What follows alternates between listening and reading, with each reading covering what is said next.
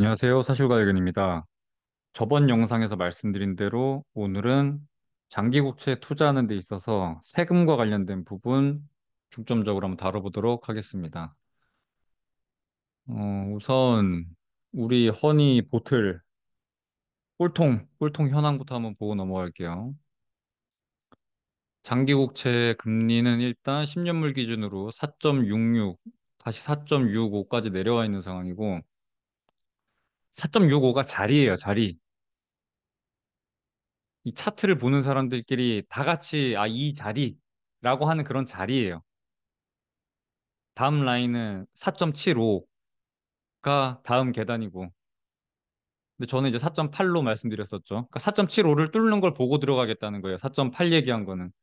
그리고 이제 5.0은 뭐 다음 당연히 이제 라운드 피겨 자리로 또 그런 계단 자리가 하나 되겠죠. 전고점이기도 하고. 그래서 여전히 4.8에서 3, 40% 매입할 예정인 거는 변함이 없고요. 제가 생각했을 때는 5월 1일, 4월 30일에 예정되어 있는 QRA 보고, 재무부 자금 조달 계획 보고, 제가 생각했을 때는 이건 윗방향이 훨씬 열려 있는 상황입니다. 그래서 저도 아직 10%밖에 매수를 안 한 상태고, 제가 롤링하는 금액 10% 매수했고, 저희 와이프도 2천 매수했으니까 그렇게 적진 않아요. 지금 매수한 금액 자체도. 근데 지금 금리면 충분히 매수 가능해 보입니다. 그러니까 절대 나쁜 금리는 아니에요, 애초에. 제가 생각했을 때 4.2, 4.5 이런 자리에서 장기국채 투자하신 분들 많이 있는 걸로 알고 있는데 거기서 지금 40bp 가까이 움직였으면 최근에 듀레이션 16.5년이니까 한 7% 정도 빠졌겠네요. 그 자리에서부터 본다고 하더라도. 그러니까 진짜 지금도 지금 충분히 괜찮은 자리예요.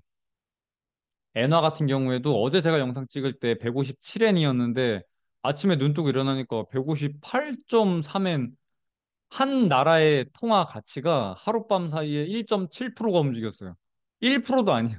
1.73%. 이야, 진짜 이게 말이 되나? 근데 제가 뭐 말씀드린 것처럼 이거는 제가 원래 158을 기준으로 잡으려 그랬는데 뒤로 미룬다 그랬죠. 159로. 근데 그걸 왜 미뤘냐면 BOJ가 이렇게 155엔을 뚫고 올라가는 거에 대해서 전혀 감흥이 없어요. 보통 환율이 일정한 한 방향으로 쭉 움직일 때 한 번씩 중앙은행이 개입해서 브레이크를 걸어줘요. 근데 지금 이 BOJ가 하고 있는 꼬라지 보면은 160엔까지 그냥 다이렉트로 용인할 것 같은 분위기예요. 그래서 시장도 그걸 읽은 거고 일단 160엔까지 그냥 열려 있는 걸로 보입니다. 근데 분명히 160엔 근처로 가면은 외환당국 개입해서 끌어내리게 할 거고 부도 개입이 나오겠죠. 우에다 총리가. 저는 지금 그거 기다리고 있는 상황이고, 한 번 그렇게 뿅 빠지겠죠. 160엔 가다가, 우에다 총재 나와서 뭐 얘기할 걸로 보고 있습니다. 재작년이죠. 재작년 거만 보더라도, 일본은 생각보다 그렇게 구두 개입을 직접적으로 해요. 우리 그냥 대놓고 외환시장 조작하겠다라고. 그래서 그거 나오면은 분명히 다시 빠지는 추세가 나올 텐데, 158엔이면은 사실 지금부터 매수해도 예, 절대 나쁘지 않은 가격인 거는 변함이 없습니다. 여기서 170엔까지 올라간다고 해도 나쁘지 않아요. 그냥 이 가격에 매수해놓고 덮어둘 생각하면. 아무튼 우리 꿀통 두 개, 장기금리랑 엔화 같은 경우에는 여전히 윗방향이 쭉쭉 열려 있다라고 보시면 될 것 같습니다. 그래서 오늘 중점적으로 다룰 국채 투자의 세금 관련된 부분 한번 얘기해 볼게요. 우선 채권 투자는 내가 직접 알채권이라고 하고, 뭐 땡채권이라고도 하고, 그냥 직접적으로 내가 장내 시장에서 직접 채권을 매수하는 경우가 하나 있고, 그다음 채권 ETF를 통해서 간접 투자를 하는 경우 이렇게 두 가지로 크게 나뉩니다. 우선 땡채권, 알채권 산다고 했을 때는 이자 수익 같은 경우에는 과세 대상이죠, 당연히. 이런 경우는 이제 15.4% 떼는 거고, 매도 차익은 또 비과세예요. 그래서 뭔가 되게 혜택이 많이 있는 것처럼 보이지만 개인이 직접 하기에는 제가 말씀드렸다시피 뭐 10년물을 샀어. 근데 1.5년이 지나서 듀레이션 만기까지 남은 만기 기간이 8.5년이에요. 그럼 얘는 이제 8.5년짜리 채권이 된 건데, 이런 장기채 같은 경우에는 보통 매수하거나 입찰하거나 하는 매수 주체가 중앙은행, 연기금, 보험사, 이렇게 보통 만기 보유하는 주체가 많아요. 그러다 보니 8년짜리를 갑자기 대뜸 시장에다가 던지려고 보면 그렇게 물량 자체가 많지 않아요. 그걸 개인이 직접 매도하기에는 쉽지 않을 거예요. 그래서 저는 일단 알채권 하는 거는 포기했습니다, 아예. 이런 거 신경 쓰는 것도 사실 힘들어요. 그거에 대한 보수를 주고 차라리 그냥 ETF로 하자라고 해서 ETF로 넘어온 건데, 보시면 선물 ETF, 현물 ETF 두 가지로 나뉩니다, 여기서도. 뭐 코덱스, 미국채 10년물, 선물, 뭐뭐뭐 이렇게 돼 있는 거 많거든요. 그러니까 제가 예전에는 선물 가지고 했었는데 아마 작년부터 에이스 30년 현물 이게 나온 거죠. 그래서 그때부터 작년인가 재작년인가부터 나온 것 같은데 현물과 선물의 가장 큰 차이는 이자가 있고 없고입니다. 선물 ETF 같은 경우에는 당연히 10년물 추종해서 잘 움직이긴 하는데 ETF에 담겨 있는 자산이 선물이다 보니 배당금이 안 나와요. 분배금이. 그래서 이자가 없습니다. 선물 ETF 같은 경우에는. 현물 ETF는 당연히 이자가 있죠. 에이스 같은 경우에는 심지어 좀 더 높죠. 우리가 알고 있는 것보다. 액티브여서 펀드 매니저가 어떻게 운용하는지에 따라서 좀 갈리는 상품이긴 한데 그래도 아무튼 이자 충분히 괜찮게 나오고 있는 상황이에요. 최근 1, 2년 동향 봤을 때는. 선물 ETF 같은 경우에는 오로지 매도 차익으로만 수익을 내겠다라는 얘기예요. 현물 ETF는 이자가 있기 때문에 장기적으로 끌고 가더라도 사실 한국 기준금리 3.5%보다는 훨씬 좋은 이자를 받으면서 버틸 수가 있어요. 그래서 이거는 뭐 저한테 막 레버리지는 어떻게 생각하는 이런 질문도 많이 있는데 그거는 제가 다음 영상에서 이번 장기국채 투자 전략을 가지고 한번 말씀드려 볼게요. TLT 투자랑 TMF 투자랑은 아예 다른 전략입니다. 둘 다 장기금리에다 투자한다라고 보면 안 돼요. 전혀 다른 투자 방법이에요. 아예 다른 길을 가는 투자예요. 이게 좀 중요합니다. 그래서 여러분이 뭔가 어떤 유튜버 메신저를 참고할 때도 그 사람이 얘기하는 게, 어, 기간이 되게 중요하겠죠. 중요한 게 기간입니다, 기간. TLT는 장기적으로 끌고 가더라도 그냥 이자 받으면서 충분히 버틸 여력이 있는데, TMF 같은 경우에는 레버리지다 보니 그냥 위아래 변동성에 의해서 이 레버리지로 녹는 거 알고 계시죠? 플러스 3% 올라간 거, 마이너스 3% 내려간 거. 계속 이걸 반복하면 스스로 녹는 것도 있고, 그리고 TMF 같은 경우에는 이게 3배 레버리지, 뭐 2배 레버리지 이런 거는 보통 최초에 내가 매수한 한 배, 최초에 내가 매수한 자산을 가지고 담보로 돈을 빌려서 이자율이 발생되죠. 그거를 담보로 다시 빌린 돈으로 하나를 또 매수하고 다시 얘를 담보로 매수하고 하는 그 이자율이 발생되게 돼 있어요. 해서 레버리지로 녹는 거 하나, 그 다음에 이자율 발생되는 거 두 개. 해서 장기간으로 들고 가게 되면은 요 두 개 때문에 연 한 6%, 7%가 앉은 자리에서 그냥 까먹습니다. 그러니까 레버리지가 써져 있는 자산 같은 경우에는 장기적으로 들고 갈 수가 없어요. 그러니까 애초에 투자 전략 자체가 다릅니다. TMF랑 TLT랑. 그래서 지금 TMF 좀 물려 계신 분들이 좀 있는 것 같은데 그것도 다음 영상에서 TLT 투자 전략이랑 지금 TMF 물린 분들과 관련돼서 투자 전략 좀 이야기해 보도록 할게요. 오늘은 좀 세금 얘기로 하기로 했으니까 세금 얘기만 할게요. 아무튼 요 코덱스 선물 같은 경우에는 심지어 운용 수수료도 되게 높게 책정이 되어 있어요. 물론 뭐 현물 ETF 우리 에이스 같은 경우에도 그게 뭐 운용 수수료는 얼마 안 되는 것처럼 보이지만 나중에 이렇게 투자 설명서 뜯어보면은 뭐 기타 비용 막 이래가지고 또 들어가 있어요. 결국에는 왜 없겠어요? 이게 환해지 비용이 들어갈 수밖에 없기 때문에 그렇게 적진 않습니다. 그 에이스 국채 같은 경우에도. 근데 선물은 아무튼 이자가 안 나오기 때문에 이거는 아예 쓸모가 없는 상품이에요. 이거 투자하시는 분들은 무조건 에이스 현물로 바꾸세요. 그래서 아무튼 다시 돌아와서 알채권 같은 경우에는 매도 차익이 비과세인데 요 채권 투자 같은 경우에는 매도 차익이 매도 차익. 매도 차익이 다 과세인데 배당 소득세입니다.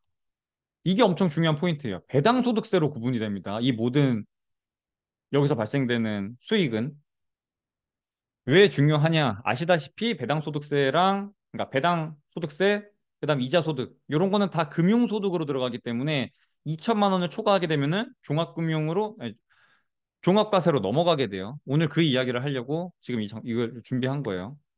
보시면 우선 그 얘기부터 하나 할게요. TLT랑 에이스 미국 30년 이 두 개도 이 과세 분류가 다릅니다.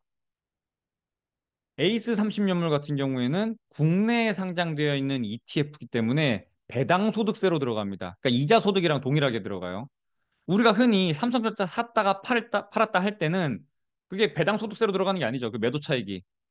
최초에 우리가 살 때부터 이미 거래세라는 걸 내고 거기서 종결이 됩니다. 과세가. 거래세를 내고 거기서 발생되는 매도 차익 같은 경우에는 뭐 더 이상 추가적으로 물리질 않아요. 그냥 최초로 지불하게 되는 거래세로 그냥 종결이 됩니다. 근데 문제는 ETF는 매도 차익이 배당 소득세로 분류가 돼요. 그러다 보니 금융소득으로 분류가 되게 되어 있고 삼성전자는 매도하게 되면은 양도로 구분이 되면서 분리과세예요. 그거는 별도로 금융소득으로 들어가지 않아요. 그래서 요거는 여러분이 좀 착각하실 수 있는 부분에서 제가 일부러 언급하려고 TLT는 또 양도소득세죠. 해외에 상장되어 있는 ETF를 가지고 소득을 낸 거기 때문에. 그래서 250만 원 공제하고 나머지 차익에 대해서 22% 세금을 매기게 돼 있습니다. 국내 상장 ETF 같은 경우에는 14%의 주민세 1.4%에서 15.4% 부과되죠. 그래서 예를 들어서 1억을 투자해서 동일하게 어차피 추종하는 자산은 동일하거든요.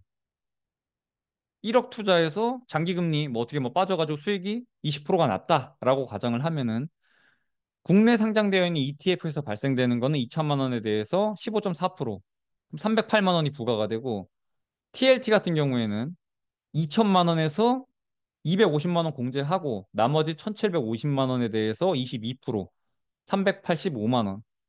요렇게 부과가 됩니다. 요렇게 보면은 TLT가 좀 불리한 것 같죠? 근데 요 앞에 있는 미국채 30년 에이스 같은 경우에는 배당 소득세로 구분이 되기 때문에 요거는 금융소득으로 합산이 돼서 분류가 됩니다. 그럼 단지 세금만 놓고 봤을 때, 내가 지금 어디다 투자하는 게 세금이 조금 더 유리할까? 이 배당소득세니 양도소득세니 구분하지 말고, 금융소득이 별도의 금융소득이 없다는 전제하에서 보면은, 요 833만 원이 임계점입니다. 어떤 임계점이냐? 833만 원을 15.4% 하면은 128만 원이 세금이 발생이 되고, TLT 가지고 매도 차익이 833만 원이 발생됐을 경우에 833만 원에서 250만 원 공제하고 거기서 22% 부과하면은 128만 원 동일하게 돼요. 해서 매도 차익이 833만 원보다 더 나올 경우에는 배당 소득세로 이 에이스 쪽을 투자하는 게 세금만 봤을 때는 유리하고 188만 원 매도 차익보다 낮은 경우에는 양도소득세로 무는 250만 원 공제하고 22% 무는 요쪽 TLT 쪽이 세금에서는 조금 더 유리하다. 그 임계점이 833만 원. 내가 예상되는 매도 차익이 830만 원보다 아래면 TLT, 위면은 이 국내 상장 ETF로 보시면 됩니다. 지금 우리가 근본에 투자하는 수익을 봤을 때 5%, 올해 한 해 이자 소득 5%에다가 60bp 빠진다고 가정했을 때 16, 16년 하면 10% 정도 되죠. 이자 수익 5%에 매도 차익 10%, 1년에 15%의 수익이 난다고 가정을 하면은 투자금이 5,500만 원 이하일 경우에는 TLT가 유리하고 5,500만 원보다 높을 경우에는 국내 상장에다 투자하는 게 좀 더 유리합니다. 물론 이거는 뭐 환차손이나 이런 거 다 배제한 겁니다. 그냥 오로지 세금만 가지고. 그냥 이런 세금에 대한 이야기를 하려고 이렇게 예시를 든 거예요. 근데 방금 말씀드린 것처럼 국내 상장 ETF 같은 경우에는 이게 배당 소득세로 들어가기 때문에 내가 별도의 이자 소득이 있다라고 하면은 조금 문제가 될 개연성이 있죠. 두 번째, 환차손에 대한 얘기가 또 발생될 수 있죠. 달러로 투자하냐, 그냥 원화로 투자하냐.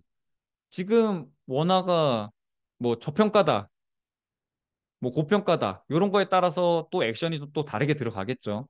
방금 말씀드린 대로 배당 소득세가 금융으로 들어간다라는 거 하나를 배제했고, 두 번째, 환차손, 환율에 대한 부분을 배제한 그런 이야기라고 보시면 돼요. 요건 그냥 제가 요거 좀 설명을 드리려고 세금이 어떻게 부과가 되는지를 또 그거 예시를 들려고 오늘 그냥 요거 들고 왔다고 보시면 돼요. 환율이나 배당 소득세가 금융으로 들어간다. 요거 두 개를 배제한 겁니다. 자, 이제 금융소득이 2천을 넘을 경우에 어떻게 되는지를 말씀드릴게요. 우리가 흔히 그냥 보유한 예금, 하나의 경제 주체가 기본적으로 가지고 있는 예금이 있겠죠? 여기서 발생되는 이자 소득이랑 근본 채권 투자에서 발생되는 4.5%, 4.6% 발생되는 채권에서 발생되는 이자 소득도 또 이자 소득 우리가 흔히 알고 있는 그냥 예금처럼 될 텐데 오늘 제가 꼭 말씀드리고 싶은 거는 우리가 현재 투자하는 에이스에서 발생되는 매도 차익은 배당 소득세로 구분이 되면서 이 세 개가 다 이렇게 똘똘마리가 돼서 금융소득으로 잡히게 됩니다. 문제는 금융소득이 2천 배당금이나 이자 포함해서 2천만 원을 초과하게 되면은 종합소득과세로 넘어가게 됩니다. 이렇게 보통 이제 우리가 근로소득을 가지고 있으니까 근로소득에다가 이렇게 합산이 돼요. 일단 골자는 이렇게 됩니다. 그럼 제가 크게 이렇게 세 가지 예시를 들 거예요. 첫 번째, 언바 구간. 내가 1년에 뭐 소득 그냥 가끔 뭐 카페나 뭐 그냥 일용직 잡부 이런 거 나가가지고 한 달에 한 100만 원 정도 소득을 발생시키는 경우. 근데 내가 요번 투자로 한 4천만 원의 금융소득을 냈다. 다 동일하게 1년에 4천만 원 금융소득을 냈다라는 가정을 할 겁니다. 근데 제 채널의 구독자분들이 저보다 형님들이 60% 정도 된단 말이에요. 이분들 같은 경우에는 아무래도 언바 구간이 좀 많이 있겠죠. 근로소득은 별로 없고 금융소득이 많으신 분들. 그걸 예시로 들 거고. 두 번째, 그냥 중소기업을 다녀서 연봉 한 4,400 정도를 가지고 있을 때 만약에 채권 투자를 통해서 4천만 원의 매도 차익이 발생되면은 어떤 식으로 산정이 되는지. 그다음 마지막 대기업. 대기업에 다니면은 그래도 원징 들어가면 한 8천 나오죠. 8천 정도 원징 나오는 사람이 4천만 원 정도의 매도 차익이 발생되면 어떻게 세금이 산정되는지를 예시로 한번 들어볼게요. 우선 언바 구간이에요. 언바 구간. 금융소득 4천만 원에 근로소득 월 100만 원씩 해서 1,200만 원이 발생되고 있는 상황에서 세금이 어떻게 나오는지를 설명드려 볼게요. 크게 두 가지 방법이 있습니다. 첫 번째는 분리과세 방식. 이거 말이 어려워가지고 형님들이 또 이해하시기에 좀 어려울 수 있는데 천천히 한번 따라와 보세요. 크게 두 가지 방법이 있는데 더 많이 나오는 쪽으로 부과되게 되어 있습니다. 현재. 첫 번째, 분리과세 방식. 그냥 4천만 원 이자가 발생이 됐을 때 우리가 흔히 알고 있는 그 이자, 이자 소득, 배당 소득세 14%를 했을 때 1.4%는 그 주민세니까 별도입니다, 원래. 예, 다시 돌아와서 금융소득 4천만 원이 발생됐을 때 이자 소득은 원천징수예요. 떼고 주죠, 보통. 그래서 애초에 떼고 준다. 이걸 다 4천만 원에 대해서 14% 떼고 주면은 560만 원이 이자 소득, 그러니까 이자 소득세가 발생이 되고 종합소득 과세 같은 경우에는 1,200만 원. 1,200만 원이면은 여기서 1,400만 원 이하는 6%. 누진공제는 없습니다. 그래서 6% 세금을 내는데 1200만 원 6% 하면은 72만 원. 그럼 560만 원하고 72만 원 더하면은 632만 원으로 되고. 자, 이제 2천만 원 넘어서 넘어갔다고. 종합소득과세 쪽으로 2천만 원이 넘어갔다고 가정을 해보겠습니다. 그럼 그냥 금융소득에서 발생된 2천만 원에다가 14% 곱하면은 280만 원이 발생이 되고, 나머지 2천만 원은 이제 종합소득과세에다가 이렇게 넘겨가지고 계산을 해야 되는데, 1,200만 원에다가 2천만 원 더 있으니까 3,200만 원. 다시 앞으로 돌아와서 3,200만 원은 구간이 올라갔죠. 엄바 구간에서 원래 내가 1년에 100만 원씩 해가지고 1,200만 원이었는데, 금융소득이 종합소득으로 넘어오면서 구간이 하나 넘어왔습니다. 보시면 15% 세율에다가 126만 원 공제 해서 소득, 종합소득 3,200만 원으로 잡아서 15%에다가 마이너스 126만 원 공제하는 거 하면은 354만 원이 부과됩니다. 그래서 이렇게 두 개를 더해서 보면은 분리과세 방식을 하던 종합소득 방식을 하던 얼추 비슷하긴 한데, 종합소득이 634만 원 더 많기 때문에 5월에 이제 2만 원 더 납부하면 되는 거죠. 근데 여러분, 이게 아까 제가 말씀드린 대로 금융소득이 원천징수잖아요. 애초에 떼고 줬단 말이에요. 이자를 내가 받는 동안에 미리 뗐어, 이미. 그 다음에 내년 5월에 이제 가가지고 종합소득 신고를 하려고 보니까, 어, 뭐 이게 더 적을 수도 있겠죠. 만약에 구간이 안 올라가는, 뭐, 아니면 내가 뭐, 근로소득이 거의 없었어. 그러면 2천만 원 꼴랑 해도 오히려 내가 돌려받아야 되는 경우도 생기잖아요. 근데 아까 말씀드린 대로 5월에 가가지고 돌려주진 않습니다. 더 많은 쪽을 채택해가지고 그냥 세금을 부과하기 때문에 돌려주진 않아요, 환급을. 그리고 좀 착각할 수 있는 부분이, 내가 원천징수로 14%를 이미 뗐는데 이렇게 종합소득으로 넘어가가지고 여기다가 뭐 산정해가지고 하면은 세금 더 많이 나오는 거 아닐까? 두 번 부과되는 거 아니냐라고 착각하실 수 있는데, 그게 아니라 원천징수한 부분이 있기 때문에 그러니까 2천만 원에 대해서 14% 원천징수한 부분이 있잖아요, 이미. 그거를 공제합니다, 여기서. 그래서 그 소득에 대해서는 금융소득도 내고, 그러니까 이자소득도 내고, 종합소득도 내고 하는 건 아니에요. 중복으로 내는 건 아닙니다. 그것도 착각하시는 분들이 있더라고요. 그래서 큰 차이 없어요. 이런 경우에는. 그냥 여기 종합소득으로 넘어가더라도 2천만 원이 별도의 차이는 없습니다, 사실상. 두 번째, 중소기업단. 금융소득 4천만 원. 그러니까 금융소득은 다 동일하다고 보는 겁니다. 그러니까 여러분 상황에 맞춰서 이게 어떻게 적용이 되는지를, 진짜로 그렇게 크리티컬한가를 보여주려고 제가 이렇게 예시를 든 거예요. 자, 종합소득과세, 내가 근로소득을 일단 4,400만 원 연봉 원징에서 받고 있는 상황이었어요. 여기에 이제 4천만 원이 들어온 겁니다. 동일하게 4천만 원에다가 14% 분리과세 한다고 했을 때 560만 원은 동일하고, 그다음 내 원래 근로소득에 대해서 4,400만 원. 4,400만 원은 이거 다 계속 보면서 얘기할게요. 4,400만 원 중소기업 이두 번째 구간이네요. 15% 세율에다가 공제 126만 원. 15% 곱하고 126만 원 빼면 534만 원입니다. 그래서 이 두 개를 더하면 내가 내야 되는 세금은 1,094만 원. 자, 종합소득 방식으로 다시 한번 계산을 해볼게요. 2천만 원이 종합소득으로 넘어가게 됩니다. 근데 원래 내 연봉 4,400만 원에다가 2천만 원이 더해지면서 6,400만 원이 돼요. 중소기업 원래 4,400만 원이면은 두 번째 구간이었는데 6,400만 원이 되면서 세 번째 구간으로 넘어간 상황입니다. 보시면 24%에다가 공제 576만 원, 6,400만 원 종합소득으로 잡혔는데 24% 곱하고 마이너스 576만 원 하면 960만 원. 해서 두 개를 더하면 124만 원이 됩니다. 이 2천만 원이 종합소득으로 넘어가면서 막 구간도 바뀌고, 어? 막 뭐가 많이 된 것 같지만 실질적으로는 그렇게 큰 차이가 나진 않아요. 한 150만 원이죠. 150만 원. 150만 원 더 늘었어요. 2천만 원이 종합소득으로 넘어가면서 뭔가 큰 구간도 넘어가고 막 이러면서 세금 더 많이 낼 것 같지만, 실질적으로는 150만 원이면은 금융소득 무려 4천만 원이나 내면서 초과분 2천만 원이 넘어갔음에도 불구하고 150만 원을 더 낸다? 거의 차이가 없다고 보는 게 맞죠. 그러니까 우리가 흔히 생각하는, 야, 2천만 원이 내 연봉에다 플러스 되면 구간도 넘어가고 엄청 많이 될 것 같지만, 2천만 원 소득 낸 거에 대비해서는 사실 150만 원이면은 그냥 충분히 억셉, 어그리 가능하다라고 저는 봅니다. 마지막 세 번째 구간은 근데 조금 거시기 합니다. 자, 내가 이제 대기업을 다녀서 근로소득이 8천만 원이 되고 있다. 그럼 다시 분리과세 방식으로 4천만 원에다가 14% 이자소득 14% 원징 때리면은 560만 원 부과되고, 자, 내가 8천만 원 원징 해가지고 8천만 원은 세 번째 구간 5천만 원 초과 8,800만 원 이하. 대기업 같은 경우에는 24% 세율에 576만 원, 576만 원 공제.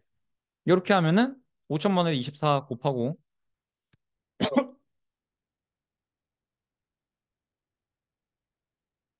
576만 원 빼면 1,344만 원. 두 개 더하면 1,904만 원 세금이 부과가 되는데, 아까 말씀드린 대로 다시 금융소득 2천만 원 초과하는 분에 대해서 종합소득으로 넘기면은 1억, 연봉 1억이 됐어요, 이제. 연봉 1억이면은 또 네 번째 구간으로 넘어가 버렸네요. 35%에다가 1,544만 원을 공제해 줍니다. 1억에, 맞죠? 1억에 35%면은 3,500만 원. 3,500만 원에서 공제해야 되는 1,544만 원을 빼면은 1,956만 원이 나옵니다.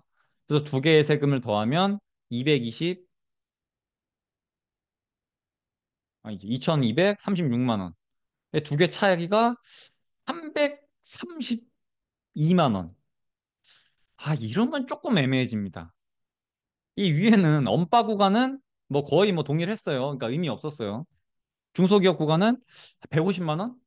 내가 2천만 원 소득 더 냈는데 150만 원? 이 정도까지는 좀 어그리 가능. 근데 300, 330? 이때부터 조금 거시기해지기 시작합니다. 제가 늘 말씀드리는 것 중에 하나는 바카라처럼 내가 2분의 1의 확률로 따면 2배, 잃으면 0. 이러면 기대값이 1로 아주 공평한 게임인데, 내가 벌 때는 세금 때문에 아주 많이 뜯기고 잃을 때는 그냥 그대로 뜯기고 이러면은 좀 억울하잖아요. 근데 이게 330이면은 약간 억울한데? 아닌가? 2천만 원 버는데 330이 더 나간다. 이거 약간 억울해질 수 있다고 봐요. 이거 이제 좀 가치 판단이긴 한데, 요런 거는 여러분이 조금 생각하셔야 될 것 같아요. 뭐 전문직 종사자분들이나 좀 내가 대기업 다녀서 뭐 PS 받고 막 이래가지고 좀 난다 이러면은 이건 절세를 들어가야죠. 어쩔 수 없이. 이러면 ISA 계좌나 뭐 비과세 상품들 있죠. 은행 예금 중에서. 이금융 뭐 3천만 원까지 뭐 이렇게 좀 비과세로 해주는 그런 것들 있잖아요. 그런 방법들을 통해서 좀 절세를 해야 될 것 같아요. 근데 물론 제가 지금 예시를 든 게 이 앞에서 보여드린 것처럼 4천만 원이라는 금융소득이 발생됐다고 약간 극단적으로 좀 많이 발생됐다라는 거를 여러분한테 좀 보여주려고 한 건데, 뭐 3천만 원이나 요 정도 내리면은 요 정도는 아니겠죠. 진짜 말도 안 되잖아요. 솔직히 2천만 원 벌었는데 추가로 괜히 납부해야 되는 금액이 330이 더 된다? 요거는 저는 좀 불만인 것 같긴 한데, 일단 제가 극단적으로 좀 4천만 원이라는 금융소득 많이 잡아서 그런 거예요. 이해하셨죠? 그러니까 이게 종합소득과세로 넘어가는 게 사실상 그렇게 크진 않다. 예, 그렇게 보시면 될 것 같습니다. 그 얘기를 하려고 제가 이렇게 세 가지 경우를 다 들고 온 거예요. 굳이 금융소득을 더하면 구간 다 넘어가게끔 해서 예시를 든 거니까 각자 상황에 맞게끔 보시면 될 것 같아요.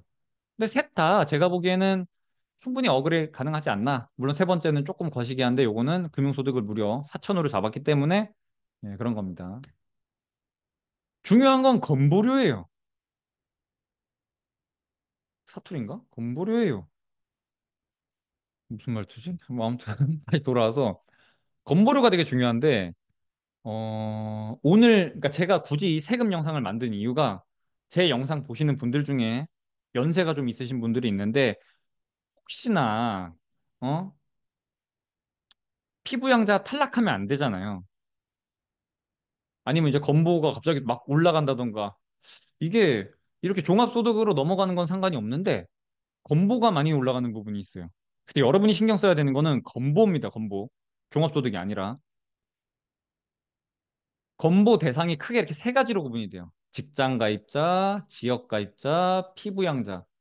피부양자는 건보 안 내고 지역자 가입자 같은 경우에는 보유한 자산, 그다음 소득 요 두 개에 대해서 건보가 부과가 되고 직장 가입자 같은 경우에는 자산에 대해서는 부과가 안 되고 소득에 대해서는 예, 잡힙니다. 부과가.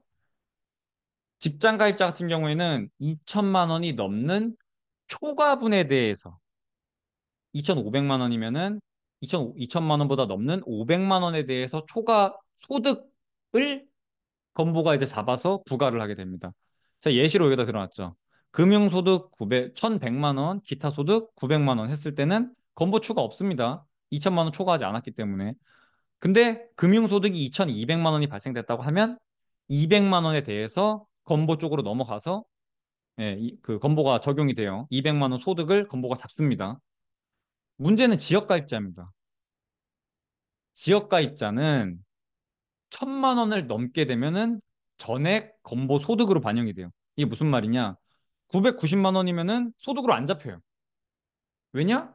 국세청에서 건보 쪽으로 데이터가 넘어가질 않습니다. 왜냐하면 세금을 부과하는 상황이 아니기 때문에. 문제는 1,010만 원이 되면 이게 넘어가요. 국세청에서 건보 쪽으로. 그럼 1,010만 원 전부 다 초과분 10만 원이 아니라 1,000만 원을 넘었다는 이유로 예, 10만 원이 아닌 1,010만 원에 대해서 소득으로 잡고 건보가 부과가 됩니다. 문제 제일 중요한 거 피부양자. 피부양자는 연소득 2천만 원 초과하면 탈락됩니다. 그럼 지역가입자로 넘어가겠죠. 금융소득 1,000만 원 넘어가면 또 탈락돼요. 여기 있죠. 지역 이 뭐야. 1,000만 원 넘어가면 국세청에서 건보로 넘어가요. 데이터가. 그리고 마지막 사업소득 발생 시 예, 되는데 요건 이제 사업자 등록을 냈을 때는 바로 탈락하게 되고 만 원이라도 소득이 발생되면은 사업자 등록을 안 낸 상태에서는 뭐 500만 원까지는 괜찮다 이렇게 하더라고요. 여러분 이게 피부양자가 탈락하게 되면은 할머니 할아버지 중에서 한 분만 탈락하면은 둘 다 탈락합니다. 배우자는. 그래서 이게 진짜 중요한 거예요. 혹시라도 뭐 손자나 이렇게 뭐 자녀분들 중에서 부모님 계좌로 이렇게 약간 투자를 권유한다거나 뭐 세금 절세하려고 부모님 계좌로 투자하려고 한다거나 그런 경우에 건보를 잘 생각하셔야 돼요. 괜히 뭐 얼마 되지도 않는 돈 부모님 돈 벌게 해드리려고 하다가 갑자기 피부양자 탈락하면 이거 골 때립니다, 아주. 세금 부과하게 되면은. 이거 잘 생각하셔야 돼요. 제가 이거 주의 주려고 오늘 영상 찍은 거예요. 오늘 영상의 제일 키포인트는 이 장표입니다. 그래서 어지간하면은 직장 가입자 같은 경우에는 뭐 굳이 그렇게 건보 신경 쓰진 않아도 돼요. 2천만 원을 넘는 거에 대해서 건보 늘어난다? 근데 이게 보통 한 8% 됩니다. 내가 3천만 원 금융소득을 발생시켰어. 그러면은 2천만 원 초과한 1,000만 원의 소득에 대해서 건보가 부여가 되는데 한 80만 원, 연 80만 원 더 낸다고 보시면 돼요. 그럼 한 달에 한 7만 원? 꼴 정도 되겠죠. 한 달에 7만 원 건보 더 부과되는데 뭐 애초에 근데 금융소득 지금 3천만 원 돼서 그 1,000만 원만 넘어와가지고 8만 원 부과되는 건데 이런 거는 좀 넘어갑시다. 그러니까 직장 가입자는 전혀 영향이 안 되는데 지역 가입자라던가 피부양자 같은 경우에는 진짜 신경 쓰셔야 돼요. 근데 심지어 이거 1,000만 원, 뭐 25년부터 336만 원 초과하는 거에 대해서 한다고 하는데 우리 투자가 지금 2년 정도 보고 있잖아요. 제가 기간을 2년 정도 보고 있습니다. 지금 경기 침체가 계속 딜레이 되고 있는 부분이 있기 때문에 어, 요거는 확정되는 거 보고 좀 얘기합시다. 그러니까 건보가 자꾸 이 재원이 부족하다 보니까 자꾸 피부양자 탈락시키려고 그러고 소득도 예, 많이 땡겨오려고 하고 있어요. 재원 이 조달을 위해서. 그래서 여러분 아무튼 이거 잘 주의하셔야 돼요. 손자분들도 이거 괜히 할아버지 할머니 뭐 돈 벌게 해준다고 국채 투자하세요 막 이랬다가 예? 그럼 큰일 납니다. 이거 괜히 이 세금은 문제가 아닌데 건보 두들겨 맞으면은 이골 때립니다. 아주 이거. 피부양자 특히 탈락되는 거 절대 그거 만들면 안 돼요. 오늘 제가 오늘 꼭 요 얘기 드리고 싶어서 금융소득 1,000만 원 넘어가면 탈락이에요. 그래서 이런 거 방지하려고 어른들 같은 경우에는 당연히 ISA 계좌 이용하셔야 되고, 그다음에 아까 말씀드린 예금이자 같은 경우에는 어지간하면은 이금융권에 가서 비과세 상품이 있는지 확인하고, 저희 어머니 아버지 같은 경우에도 보니까 이금융 가가지고 3천만 원짜리 두 분 다 각자 하셨더라고요. 옛날에는 부부 합산으로 하던 적도 있었어요. 근데 그게 이제 위헌으로 나오면서 이렇게 좀 개별로 됩니다. 저 같은 경우도 이번에 국채 투자 아까 말씀드린 대로 우리 와이프 따로 저 따로 해가지고, 예. 근데 저희는 아마 넘어갈 생각하고 있어요. 근데 이 뭐야, 이 종합소득으로 넘어가는 거 당연히 생각하고 있고, 근데 넘어가더라도 그렇게 크게 문제가 되진 않는다. 세금 무서워서 투자 못한다. 이런 중심 같은 소리는 하면 안 됩니다. 응? 야, 그거 어차피 세금으로 다 나가려는데 뭐 구간 넘어가는데 뭐 이런 헛소리 하면 안 돼요. 제가 일부러 다 보여드렸죠. 구간 넘어가는 거 예시로. 이 금융소득이 종합소득으로 붙여지면서 현재 이 종합소득 내는 세율 구간이 바뀌는 거 다 보여드린 거예요. 예, 그래서 오늘은 요 세금 관련된 걸로 좀 이 영상을 좀 준비를 했는데, 내일 마지막 영상은 투자 전략, TLT랑 TMF, 엔화, 투자 전략과 관련된 걸로 영상 준비해서 보도록 하겠습니다. 예, 시청해주셔서 고맙습니다. 아, 그리고 좀 질문 있으면은 남겨주세요. 제가 보통 이렇게 출근해가지고, 예? 몰래 이렇게 할 때, 아시죠, 뭔지? 창 띄워놓고. 그때 답변을 많이 다는데, 집에서는 제가 진짜 요즘 너무 바빠요. 오늘도 봉사활동 갔다 와가지고, 오늘 마지막 주인데 진짜 너무 바쁘네요. 아무튼 지금 꿀단지가 아주 그냥 무르익어 가고 있는데, 근본 투자 잘 해가지고 좀 수익 냈으면 좋겠습니다. 고맙습니다. 빠잉!